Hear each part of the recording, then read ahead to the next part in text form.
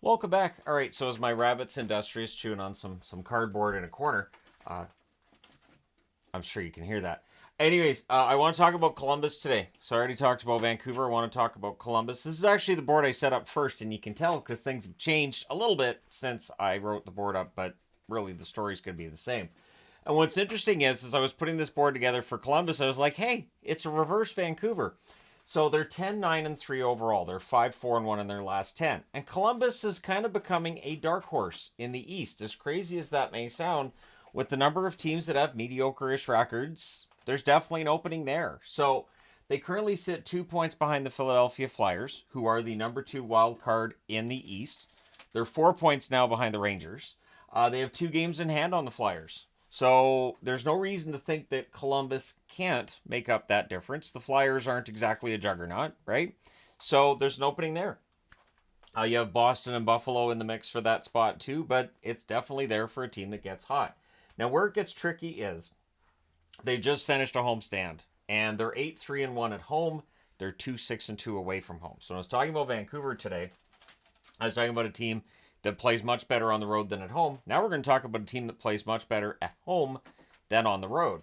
So they have a road trip that starts tomorrow, and it starts in Chicago. Chicago, obviously not a juggernaut this year, so that's a game that they could win. Then they go into Calgary on Tuesday. Now they just beat Calgary, so there is that chance that maybe they sweep that season series. Then on Thursday they're in Edmonton, which is going to be a tough one, I think. But on Friday, so the next day it's back-to-backs here, and then they're in Vancouver. Now, I talked about Vancouver struggling at home, and again, that's why I thought it would be fun to do a video on Columbus and Vancouver on the same day, because they kind of mirror one another. So Columbus struggles on the road, Vancouver struggles at home, and fight.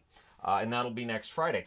And then on Sunday the 8th, they're in Winnipeg. So this is a big road trip here. 5 games. If they can win, say, 3 of those 5, and it doesn't matter which 3 of 5 they win, we could be talking about a Columbus team that maybe is above the playoff line, right? So they come home after that for 3. They're at home against Philly, who I mentioned they're chasing for a wild card spot. And then they're at home on Thursday the 12th. So that game against Philadelphia is on Tuesday the 10th. They only have 1 day off at the end of this 5-game road trip before they start the homestand again. So they play Washington on the 12th, and then they're at home on Saturday the 14th against the Anaheim Ducks. So it will be interesting to see how this turns, because Philadelphia, that's a winnable game. Anaheim, that's a winnable game. Washington, anybody's guess. Washington without Ovechkin has been up and down. They've been up more lately than down. So we'll see. But as much as it was fun to look at the Canucks and how scoring was different in the road and at home, on the road and at home, it's a very similar story with Columbus, just reversed. At home, Werenski, 12 games, 5 goals, 13 assists, 18 points. Away from home, more trouble for him than anything. 10 games, 3 goals, 3 assists, 6 points. So a tremendous drop off in point production, but he's not alone. Marchenko, 12 home games, 5 goals, 11 assists, 16 points. On the road, 10 games, 4 goals, 3 assists, 7 points. Sean Monahan, at home, 12 games, 6 goals, 8 assists, 14 points. On the road, 10 games, 1 goal, 5 assists, 6 points. And maybe nobody's more dramatic in terms of the difference between home and away than Cole Sillinger at home. 11 games, 3 goals, 8 assists, 11 points. And on the road, 10 games, just the 2 helpers for Cole Sillinger. So huge difference between on the road and at home. And so Columbus has to figure out a way to bring that home game on the road. Of course, this is where that last change part comes in, right? Because you don't get last change on the road that you do at home. I don't think that makes it this much of a difference, though. It does make somewhat of a difference, not this much of a difference. Olivier, another dramatic difference here. 12 games at home, 6 goals, 2 assists, 8 points. On the road, 10 games, 1 goal, 1 assist, 2 points.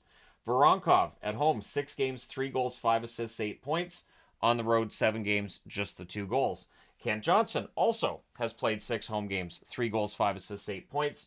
On the road, he's only played 2 games, and he's been effective. 2 goals, 1 assist, 3 points. So Johnson being healthy could very well help the Columbus Blue Jackets on this upcoming road trip. Chinakhov has been good at home and good away.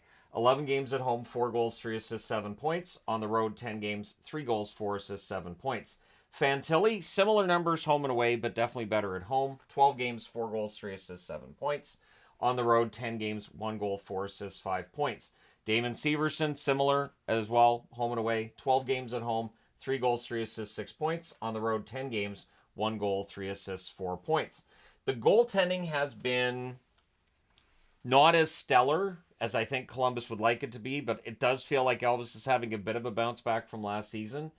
His numbers are actually better on the road, which is weird because his home record's 6-2-1, 891 save percentage on the road, 1-3-1 with an 897 save percentage. Tarasov has definitely had struggles on the road, but here's where it gets interesting. At home, Tarasov's 2-1 with an 895 save percentage. On the road, he has the exact same record as Merzlikins of 1-3-1, but his save percentage is 840, 57 points below the save percentage of Merzlikins, but it's the same record between the two goaltenders. Now, as a team, these numbers, not surprisingly, at home, 4.25 goals per game. You're going to win some games scoring 4 per game.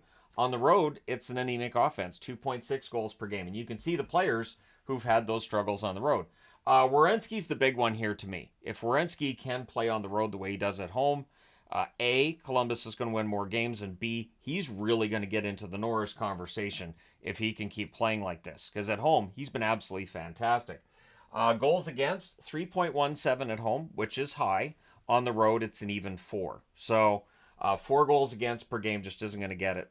And their special teams, power play is better at home, 21.2%, comparatively speaking, with 15.4% on the road. However, the penalty kill's better on the road. 73.5% at home, 78.8% on the road. Now, part of what makes Columbus fascinating to me, part of the reason that I'm kind of rooting for Columbus a little bit here, and I do see them as a dark horse, is that tremendous cap space. There are some teams right now that are struggling, that would like to make moves and might want to move a contract. Columbus is a team that can take on a big contract. I don't think they want a bad contract, but they can take one that's a high cap hit, maybe an expiring deal, and maybe get a player who can help them out. So their cap space currently $27,366,061. That's a lot of cap space.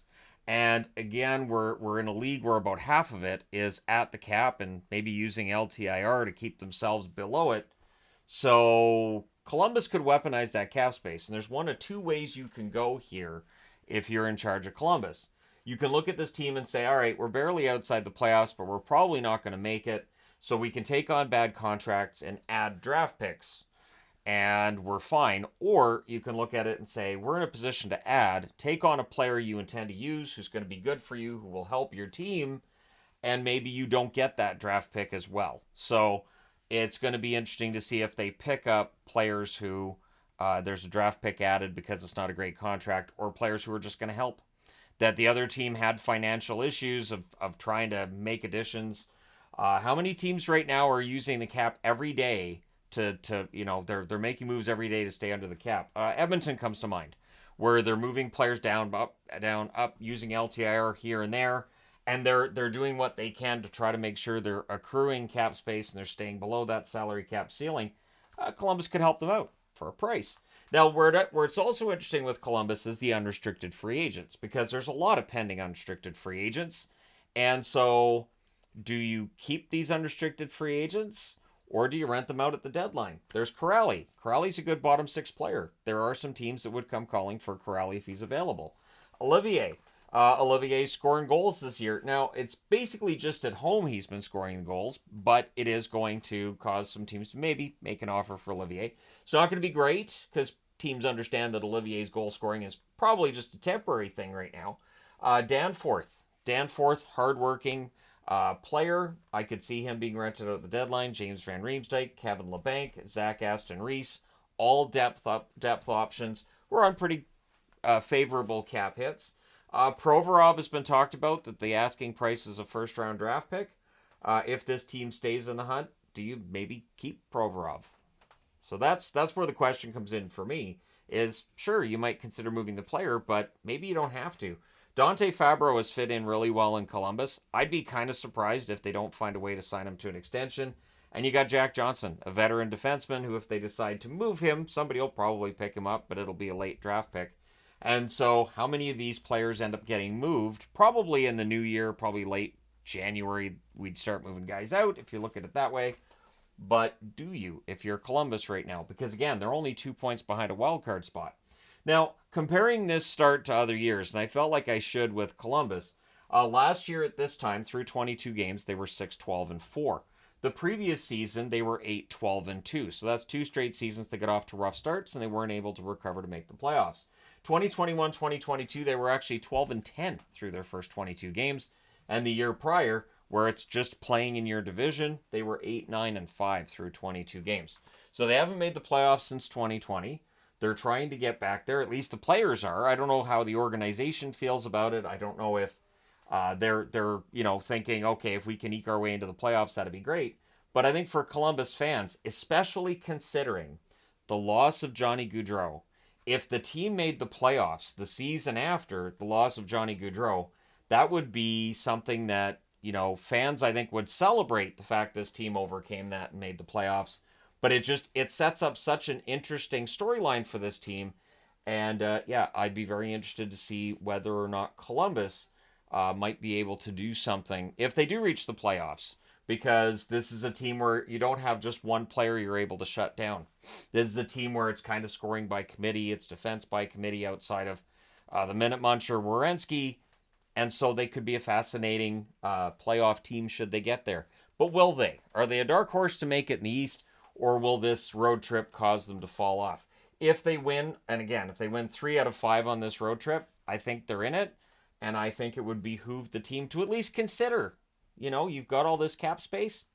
Maybe you put in a few phone calls and see if a disgruntled player or two, like the New York Rangers, if they are actually considering moving a veteran player or two, I think if you're Columbus, you'd have to at least consider it, wouldn't you? Let me know your thoughts. Hit like and subscribe. And I mean consider it after that road trip if things stay the way that they are. But let me know your thoughts. Hit like and subscribe in the event you may not have done so already. Thank you guys so much for all your support as always. I will talk to you again soon.